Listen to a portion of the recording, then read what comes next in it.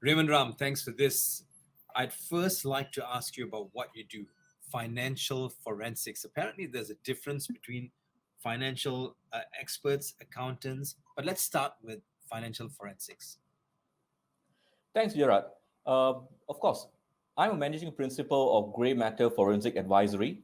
Here we provide consultancy and training in the area of financial fraud investigations, or we can say financial fraud risk assessment, investigations, and also response procedures. Here, the focus at our place here would be, of course, prevention, detection, and response to any fraud-related incidences that take place within organizations by their internal employees or external parties. Now, the field or what you're doing has evolved so much with COVID-19. Most fields, most industries have evolved. How busy are people in your industry at this point with regards to where we are with the COVID situation and where Malaysia is? Again, the challenge is this. When it comes to the field of financial forensics, we have to bring about different facets of expertise. And this includes criminal investigation skills, financial auditing skills, IT security, and even data science to some extent. And of course, with the pandemic now, we know that it's an environment ripe for fraud, right? We understand that fraud happens when there's opportunity, pressure, and rationalization that comes along. And when the economy and also day-to-day business is down at its knees, we know that this environment will continuously push to people towards committing such devious acts or devious behavior. Yeah. Mm-hmm. Now, when you look at kids coming out of school, leaving, going into college, looking for a career path, most of them would want to go down the road of a lawyer, doctor, engineer, so on and so forth. How sexy is financial forensics to kids moving into university or moving to tertiary education? Is there a good take-up rate? Is there interest in the field and industry?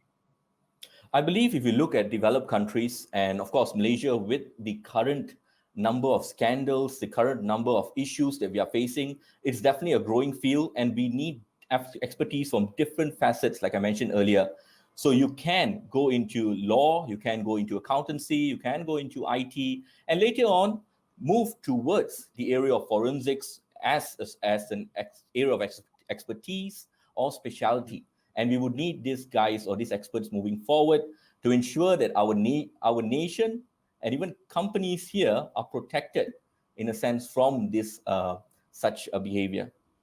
Right. Just to whet the appetite of all of us who are watching into this program, how bad is the situation with regards to the number of cases that you're seeing and the number of investigations that need to be carried out with regards to scams and frauds in the country? You see, when we faced the shock of moving towards working from home from early of last year, we saw a huge rise of scams, fraud, and even cybercrime to some extent. And we have been seeing the tilt towards money laundering being done when it comes to digital transactions. Now, the field is evolving, and we need more people to come on board. We need the expertise, and our duty here is to educate those that are on the front lines, even those that are in charge of governance of companies, to ensure they are well equipped when it comes to protecting the organization, protecting the assets that they are the custodians of. Mm-hmm. So now if we say that someone needs to be well equipped with regards to the field and training, so on and so forth, what are the fundamentals of, or what are the basics one needs to have before entering the industry and working professionally or taking this as a career path? So the way I'm looking at it, or the way I'm reading this is, even if you're an accountant, there are a couple of other skill sets that you need to be equipped with. If you're a lawyer, you need to have certain skill sets to be equipped with doing financial forensics. So what is the baseline skill set for one wanting to get into the industry at this point?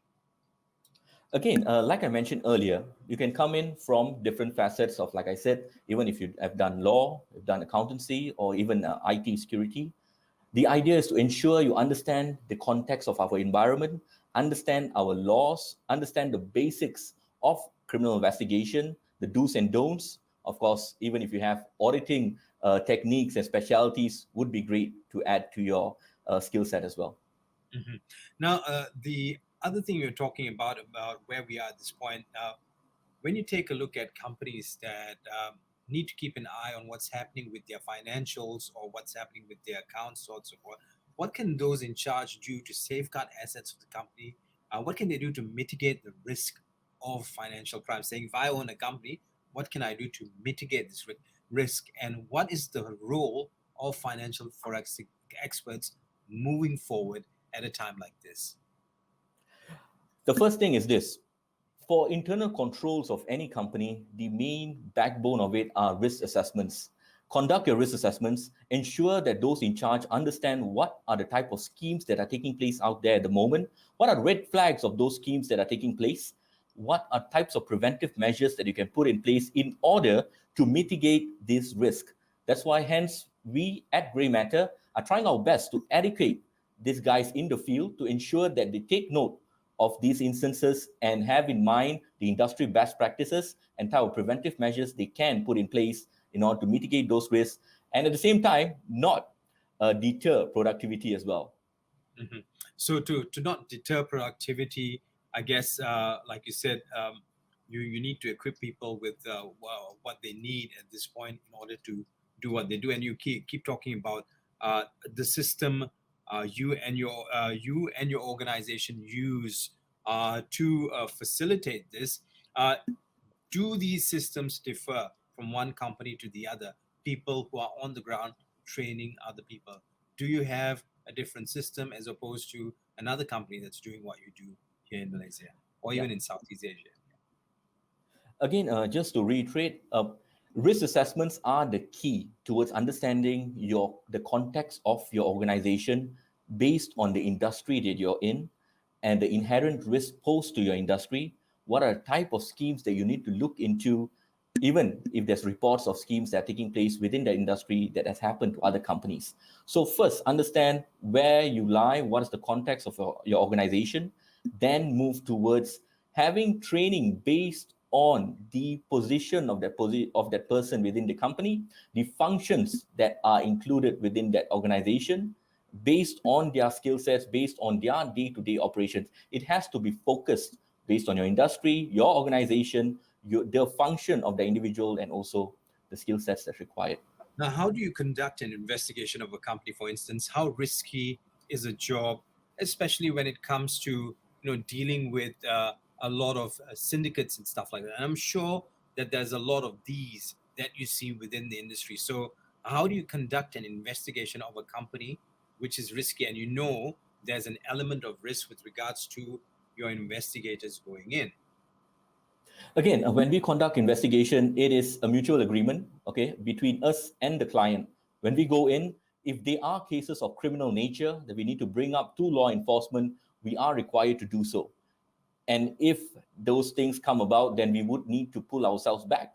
But in most instances, we are working based on the evidence, the data that is provided to us. We conduct the analysis, we provide the legal aspects or legal angle to come from when you bring such cases to court. And this is when we provide this is how exactly we provide our services. And then on the day, we back off after providing our reports. Right. With businesses that are heavily evolving, like you said earlier in the interview, I see one area. So we've got this area which is growing exponentially the world over. When we're talking about gaming, name PUBG, what do you call that? Arena of Valor. You got your casual games. You've got such a huge gaming industry for teenagers and even for adults. And there's a lot of money involved in this. And I guess there's a lot of investigation that's also needed. Uh, how deep are we into stuff like this in Malaysia? Are we still skimming the surface, or do we know a little bit more about what's going on in these very new industries? A very good question. We are actually providing a number of consultancy services and also training to telcos and financial institutions. Now, the concern here personally for me is the advent of e-wallets and how it is being regulated at the moment. We have the risk of money laundering that can take place. Syndicates can easily take advantage of these e-wallets that come about with online gaming. So we need to look into know your customer, KYC policies, customer due diligence, understand who exactly is behind those profiles, whether the monies that are being deposited and transferred out make sense based on the service that they are procuring. If it does not, immediate suspicion needs to be raised to the relevant authorities. Right. So I understand your concerns, but if we take a country, let's look at best practices, or at least what we think is the best practice. Let's look at China. China has gone full on e-wallet. They use an e-wallet for anything. How does a country like China then ensure that the processes are kept in line with the law?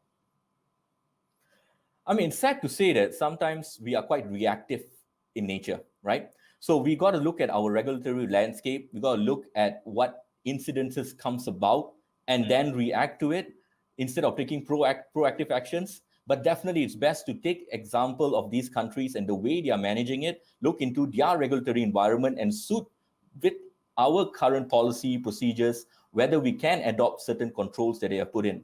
Of course, we can go online. It's not that we can't. We need the right controls. We need right accountability. We need the right policies in place in order to have these things moving forward without having the risk of financial crime coming into play. Right, we've got about 120 seconds left. That's about 2 minutes, I think. For those wanting to take this up as a career, what would be your advice or your tip to those of us who want to take this up? There's a lot of shifts happening within different fields, and people want to take up different career paths, and also kids coming out of school want to think of something else. Now, what would be your advice? It's just basically your passion. If you're passionate in this area, there are many certifications that you can come about. One of it would be the Certified Fraud Examiners that provide CFE credentials, the Certified Anti-Money Laundering Specialist, the CAMS, which focuses on money laundering. Again, the whole idea of being a financial forensic expert is to bring about different expertise when it comes to prevention, detection, and response to fraud-related matters. You can come from the legal environment, you can come from the IT environment, you can come from the accounting field, right? But we need to know how to manage all these skill sets together in order to produce the end result, in order to bring those that have offended to the right cause. Right, with that, Raymond, thank you very much for the insights on financial forensics. A lot to, of course, unpack with regards to this. We do hope to have another interview with you right here on The Nation. Thank you very much for joining us. Thank you. Thank you for having me. Thank you.